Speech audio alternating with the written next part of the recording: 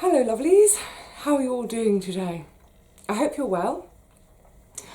Sun's trying to come out. I was going to sit on the sofa to chat, but actually the rest of the room is quite dark, so I thought I'll pull my chair up here, and I've had a ridiculously busy running around like a headless chicken. I don't like that phrase. Anyway, yeah. So I thought I need to just sit down for half an hour, and I thought while I sit down, let's have a quick catch up. So, one of the things I've been trying to do today, I've been trying to do it for the last 3 weeks. Do you remember it was right back, I think at the beginning of February? Yeah, it was. I'm looking at the date on this card. I said I'd got one of these, you get these little red cards from the Postie when they try to deliver a parcel, they buzz on the door, you're not in, so they leave a card. It happens rather too much for me. It's crazy. When I think about the amount of time that I'm actually at home, especially in the last few weeks when the weather has been rather inclement in terms of being in the garden, I'm here so much, and it's like there's a law of sod involved where if I go out for 2 minutes even, if I literally go out, pop across the road to buy, I don't know, some loo roll, that's when the Postie comes. So I often get these red cards, but there's a great service where if you're not in, this parcel will go back to the sorting office. The sorting office used to be literally next door, but 1, 2, 3, turn the corner, there. The sorting office used to be 2 minutes from my home. It was great, but it moved, and it's now in the next village over. It's probably about 2 miles away, 1.5 miles away, which isn't far, but these days 1.5 miles to walk is a little bit far on my knees. Plus, it's all uphill. It's like that gradient, my knees don't like it. So, they have this service, it's really great, bear with me, I'll get there. I go online and I say, I've had this card, please can you send it to my local post office where I can go on foot to collect it? Because I could go to the sorting office, but it's going to be £1.50 on the bus up there, £1.50 on the way back, so it's £3 to do that little round trip. But also, obviously, I don't want to use the buses at the moment. So I have them sent to my local post office, which is, again, it's not even a 5-minute walk from my front door. It is one of the glorious things about living in a little studio way up high, but straight onto the high street. Everything is kind of at my fingertips. Great, so they do that service, and for that I pay 70 pence. It's nothing, it's great.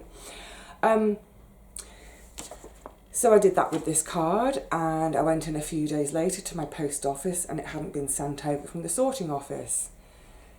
So, left it a couple of days, went back, and do you remember, because I thought it might be my potatoes, went back a couple of days later, still hadn't had it, and then I thought, right, I'm going to phone the sorting office. You don't get through to your actual own sorting office, it goes through to a central thing. I was on hold for 2.5 hours. Goodness knows what cost that put on the phone bill. Anyway, she said, right, we'll get this sorted, it'll be there in 2 days' time, here's your reference number. Went back 2 days' time, still wasn't there. The long and the short is this morning I had some post to send anyway, last couple of little parcels from seed orders, and there was a book order. So if that's you, they're on their way. I'll try one more time. It's not there, I give up. I'm not going to spend another 2.5 hours on hold. It's a real shame because it's addressed to my kitchen garden address, which means it's from someone who doesn't know my personal address. It's not like family or friend. So my guess is it's something from one of you, and my only thought is it's probably going to be on its way back to you now, and I'm sorry, I've done everything I can. one of the reasons I'm saying this is because I've just had the loveliest conversation at the post office. Amazingly, there was no queue. It's brilliant. All three service counters were open.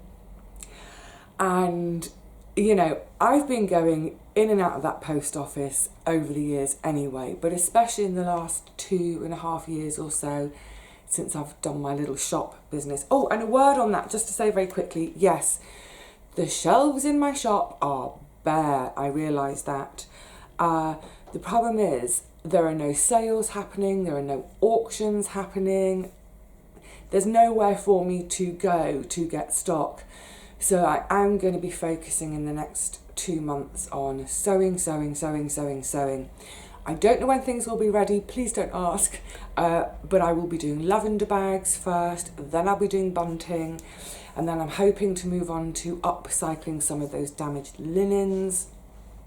So yeah, literally if I'm not in the garden and I'm not doing sort of, you know, filming, editing and all that, any time that I'm not doing one of those two things, I will be sewing. Anyway, so yes, I've been going in and out of this post office for years, and especially in the last 2.5 years, they've got to know me, I've got to know them. They call me the vegetable lady. They're so sweet. But my favourite, they're all my favourites, they're all great. There's an older gentleman who works there, and he won't mind me saying older, he is. He retired 18 months or so ago, I think it was. Yeah, so he retired. He'd done his service. It was time for him to, you know, take his foot off the pedal, take life a little bit easier.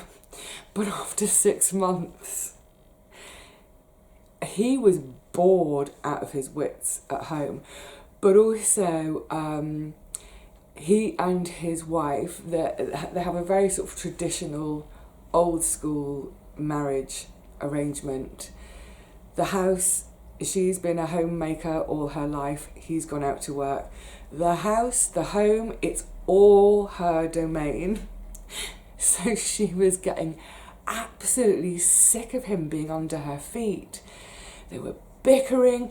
Actually, on a serious note, I think it probably is a really hard time for a lot of couples, especially in those couples that have had that kind of traditional she's at home, he's out to work relationship, where suddenly they're both together all the time.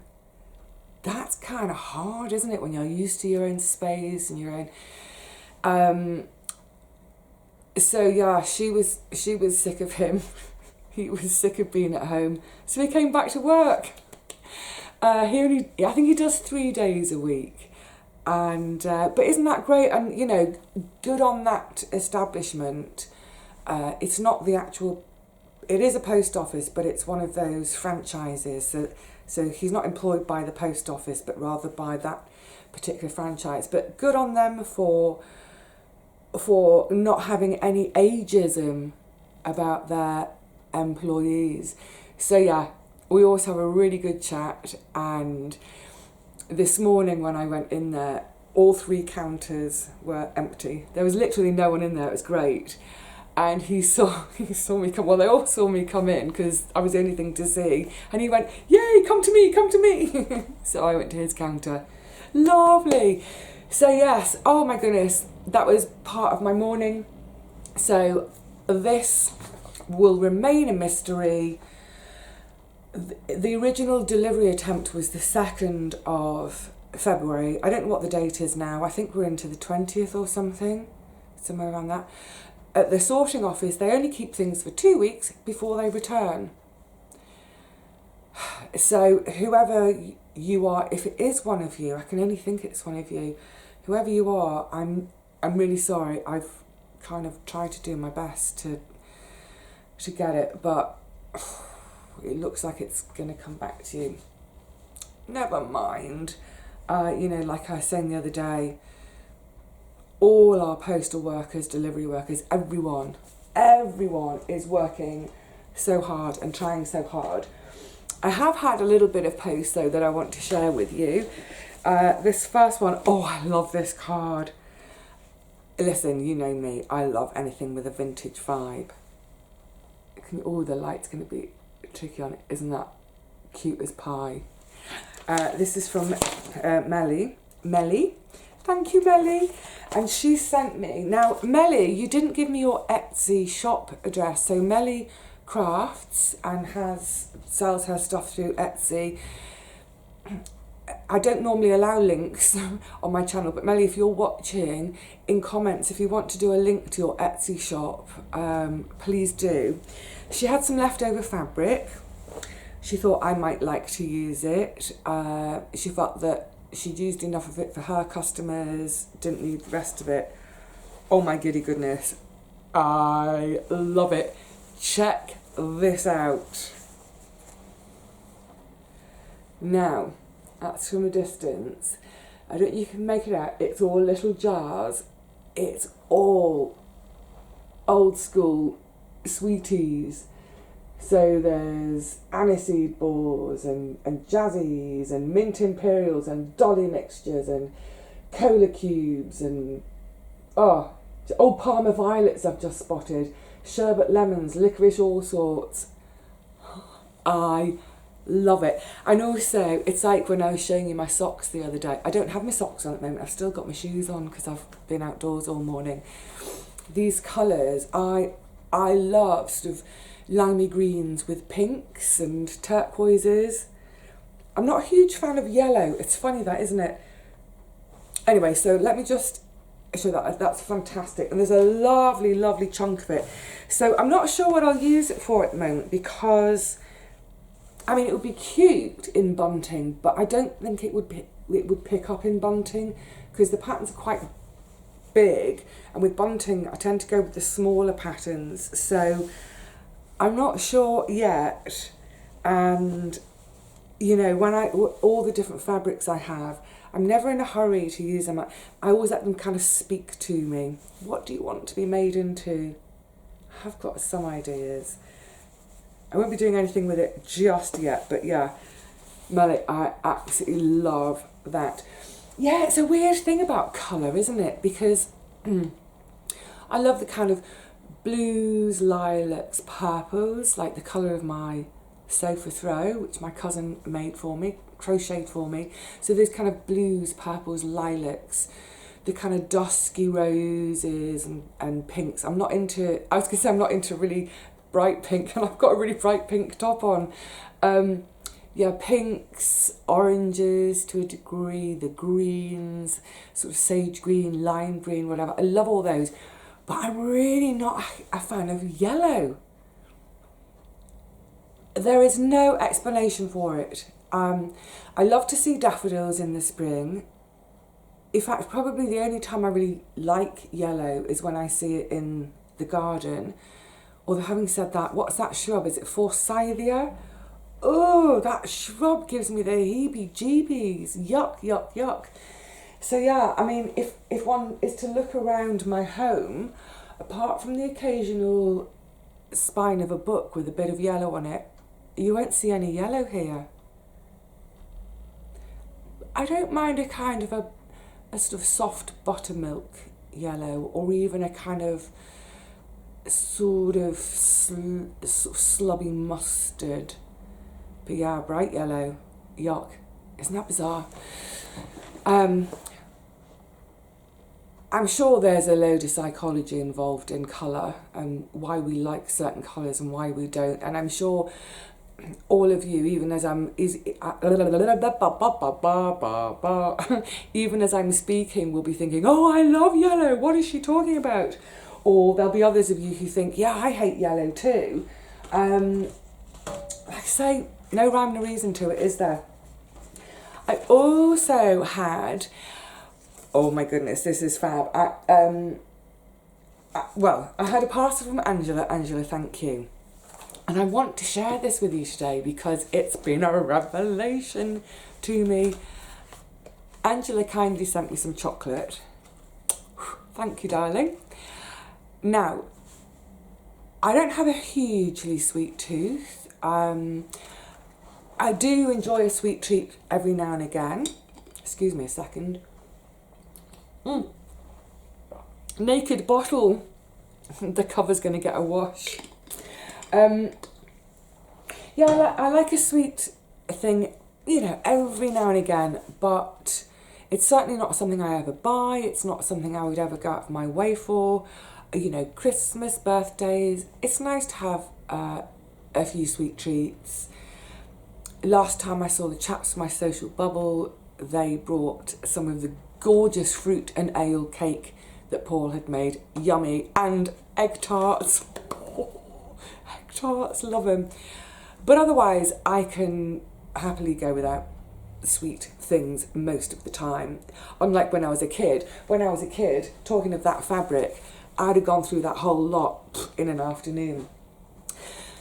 So it's really lovely to occasionally have a bit of chocolate.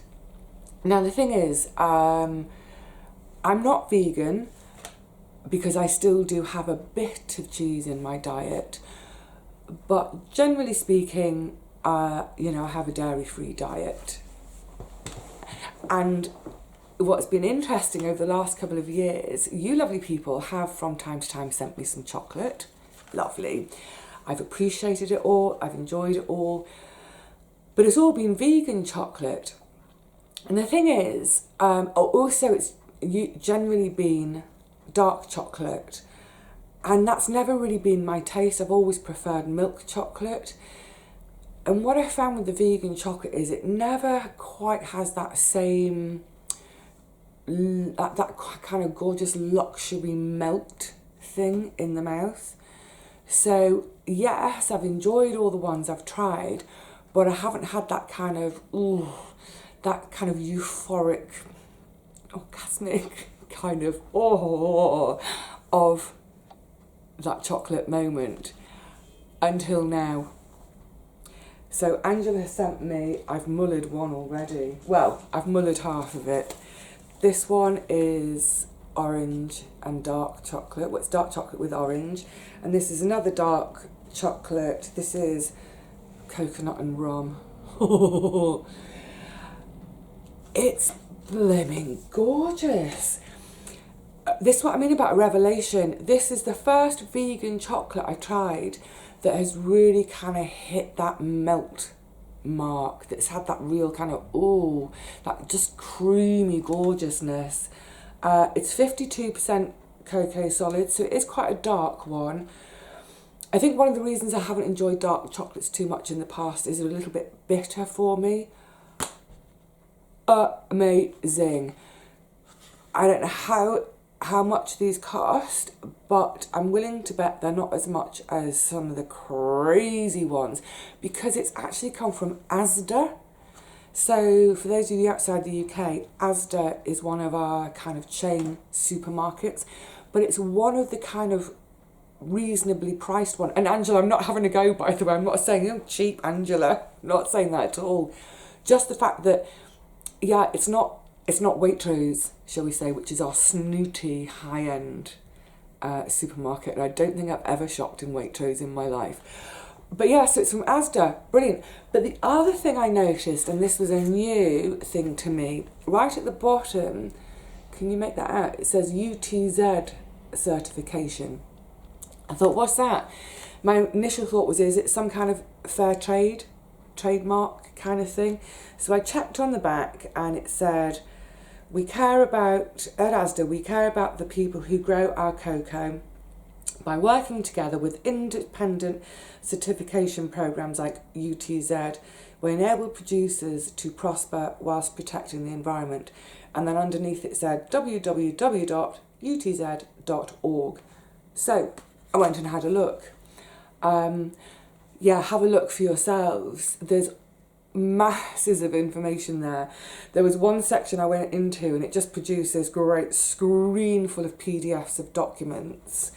But yeah, it seems like sort of from the ethical point of view, environmental point of view, that looks like a good mark to look for if you're in a hurry and you're buying something that you haven't ever bought before, so you've not had time to previously research it.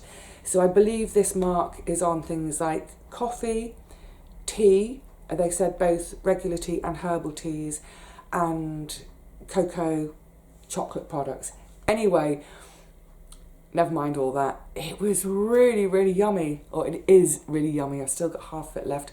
So thank you ever so much, Angela. It's great to find a vegan chocolate that hits the mark in the same way that dairy chocolate used to for me. Oh, fab. I should be having another little peck of that this afternoon as what am I doing this afternoon? Over my shoulder, I've got a few bits over there that need to be photographed and catalogued for the shop. And then I'm starting on doing am I cutting or sewing this afternoon? I can't remember. There's something going on. So I'll keep my chocolate at my side. Oh, something else. I've got a mouse in my house. There is a mouse in the house. It's loose about the house. I do apologise, Scottish friends. Oh my goodness, what a cheeky little creature. Heaven only knows how she's got up here, because I'm right up in the attic. My guess is through some sort of where the water pipes come up through the building. There's sort of little holes up as they come up, that she's followed that up. But yeah, I was sitting at my desk in the morning quietly working on the computer, and out of the corner of my eye I saw movement. So I slowly turned around, and there she was. The tiniest, teeniest wee thing. I mean, not even the size of a ping pong ball. Tiny. I don't know if she's just tiny or a juvenile, but oh, so cute, so sweet. Don't worry, I'm not a complete sentimental fool idiot about having wildlife in my house.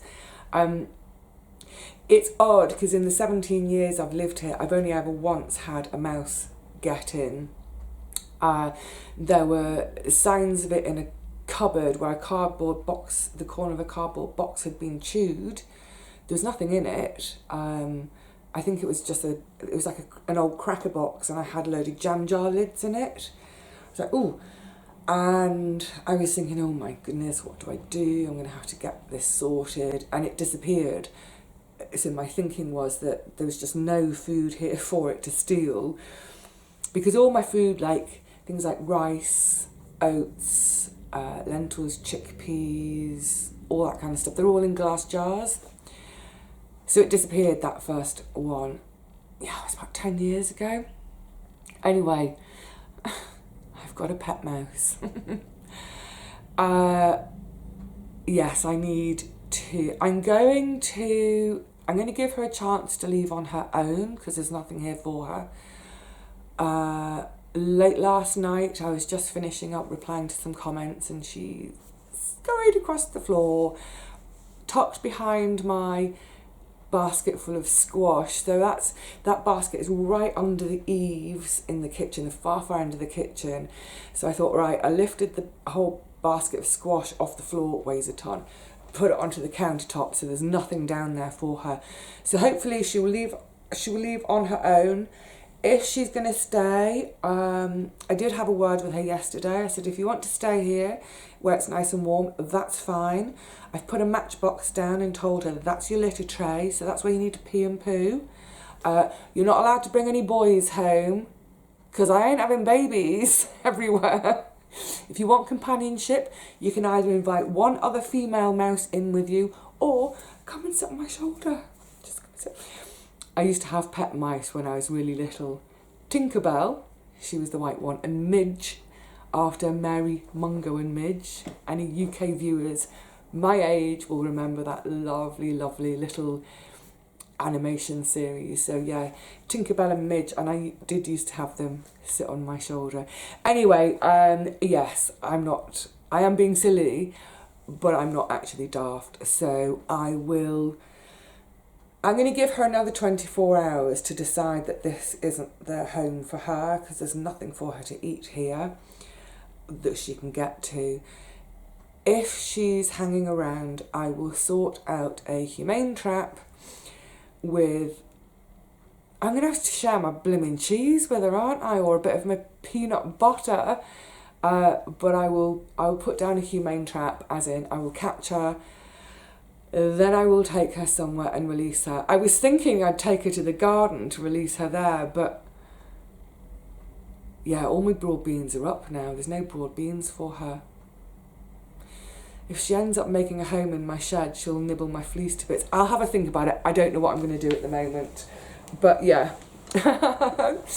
Tiny. I mean, she's smaller than a button on my coat. Gorgeous wee thing. Oh my goodness, I'm waffling on. Look at the time. I just want to say one more thing though, which is a bit random. So, I always have a nightmare both getting to sleep and staying asleep. I kind of think I always have most of my life. I have restless leg syndrome anyway. I've had that since I was a kid. And all that thrashing and kicking, a lot of the times that wakes me up. Or when I go to bed, I'm trying to drift off, I kick and I flick. And anyone with restless leg syndrome will recognise it and knows how horrid it is. I'm like an absolute, I'm like a baked potato in bed. I'm always hot. I always have been. It's not just an age and stage in life thing. I've always been an absolute hot patootie in bed. I don't mean that in a saucy way. That sounds really saucy, doesn't it? I'm really hot in bed. No, I'm just boiling hot. So the covers go off, covers come back on, covers go off. So over the years, I've tried all sorts, and please don't give me your suggestions because I've probably done them already. I'm not asking for suggestions, but yeah, I've tried all sorts of tricks. And I think one of the really important ones for me, especially in this day and age with all our gadgets and stuff and with me doing so much social media, is getting all of that screen stuff shut off a goodly couple of hours before we want to go to sleep. So my habit, I try to stick to it these days, go to bed, low lighting, a good enough light to read by, allow myself that little bit of reading time, allow myself to just kind of really quieten down, no caffeine after midday, all those kind of things, the room temperature, so I don't have any heating, in the evening, I let the flat really cool down, all those things. But I read the weirdest thing the other day and I thought, right, I'm going to give it a go. I read it really fleetingly. It came up in my newsfeed or something like that, and I thought, sort of dismissed it, and then thought about it later on. I thought, so I then Googled, and actually there's quite a lot of stuff online about it. This how to get to sleep tip: wear socks in bed. I was like, what? Because I don't wear anything, and again, I'm not being saucy about any of this. I don't wear anything in bed because I'm always so, and besides, it's nice to just be free of clothes sometimes, isn't it? Like swimming, oh my goodness, swimming naked is one of life's absolute pleasures. One has to be careful where one does it, both in terms of people around and also in terms of sea temperature. I ain't doing that in the UK anymore. The UK means neoprene these days, but in the Mediterranean, there is, wherever you go in the Mediterranean, there's always a deserted cove somewhere from which to bathe naked. Love it. Yeah, so sleep in the nude, not out of any sauciness, but just out of that, just feeling unencumbered and way more comfortable without clothes on. So it did strike me that this might be a bit of an odd thing to go to bed naked but with socks on. If there was going to be any passion, that would sort it out, wouldn't it? So yeah, I kind of looked into it a bit, read up on it, and the idea is that part of this circadian rhythm, our between 2 and 4 a.m. our core temperature is at its lowest, and this is all kind of connected with the brain as well. It's all these signals of this is the time to be asleep, this is the time to basically be unconscious, let the body do all its repairing, etc, etc. So yeah, our core temperature absolutely at its lowest. Conversely, at 2 till 4 in the afternoon, that's when our core temperature, it should be at its highest, and we're supposed to be at our most alert. I ain't alert between 2 and 4 in the afternoon. That's when I want to siesta. Anyway, so the idea being, you know, we need this lower core temperature in order to sleep well. And I thought, well, okay, that makes sense, because I know that I wake up a lot because I'm too hot and I'm chucking the covers off and what have you. How's wearing my socks in bed going to help? The idea being that keeping our feet really warm helps promote vasodilation, which is, so all the blood vessels, they stretch, they get a bit bigger surface area near to the skin helps get rid of the heat. So for example, in the winter, we quite often will feel our hands and our feet, our extremities get really cold. That's because the body is kind of our vessels there in the extremities are constricting to keep all that warmth in our core to protect our vital organs. So I thought, okay, so get my feet nice and hot. That means I'm going to be able to vasodilate, which means I'm going to be able to give off this heat through my skin, lower my core temperature. Okay, that all makes sense. So I tried it. Oh, the thing is, how long do you try something for before you give up? It's like anything in life, isn't it? You know, if you try to learn piano, you're not going to give up after half an hour, are you? Because you know it takes practice. But I can tell you what, after half an hour of my feet boiling, it was horrible. I hated it. Ripped the socks off, chucked them across the room.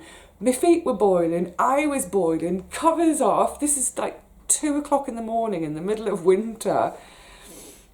I don't know, within about 10 minutes of getting the socks off, I went nice and soundly asleep. So I will be really interested to know from you. I kept my little sock prop here to remind me, using my little bed socks. Oh, look, little hearts. Just in case, you know, I wanted a bit of pash with my socks on. Have any of you tried that? Has it helped? I don't know. But yeah, like I said, I know we probably all have, you know, different methods, different techniques, and honestly, I can assure you, I think I've probably tried the lot. Oh look, suddenly that patch of light, the sun really wants to come out. Thank goodness we are starting to warm up a bit and dry up. That's the main thing. I'm really hoping that in this coming week I can get loads of time in the garden. There's tons of catching up to do. None of it, I don't feel pressured about any of it. I'm not panicked or worried about any of it. I'm really looking forward to it. It's that thing of, I've got loads of jobs. I think they're all fab jobs that I'm looking forward to. One of them I think is going to be a bit more, a bit of a pain and a bit lumpy, humpy, bumpy. But it's something I've been meaning to do for the last sort of 18 months or so. I missed the chance to do it last year, so I'm definitely going to do it this year. It's about a rearrangement slightly of my bedside. So yeah, that's just reminded me that, oh, look at that light. Oh, bright light, bright light. So yeah, I'm really looking forward to that. Right, I think I've whiffle waffled on long enough. I've had a nice chill now after my running around in the morning. So I think it's high time I now say cheerio to you. Get the camera out to sort that little bit of shop stock out, get the sewing machine on the table, and get ready to get stuck into my next lot of goodies to share with you all. Like I said, please don't ask me when, because I don't know. Life just, so many interruptions happen that I don't think it's wise for me to ever put a date on something until it's actually done, and then I can say it's done. All right, lovelies, I hope you're all keeping well. I hope you're all keeping out of mischief or in mischief, as long as it's good mischief. It feels, you know, it does feel a little bit like spring is around the corner. I think for those of us in the UK, it looks like within the next few days we might get an announcement about coming out of lockdown, or at least how it's going to happen over the next few weeks. For now, we just have to all, you know, hold on to our hats, keep occupying ourselves, sow some seeds, sow some fabric, sow some love. All right, gorgeosities, I'll see you again really soon. But until then, please look after yourselves. When will it be? I don't know, probably in the garden. Until then, cheerio.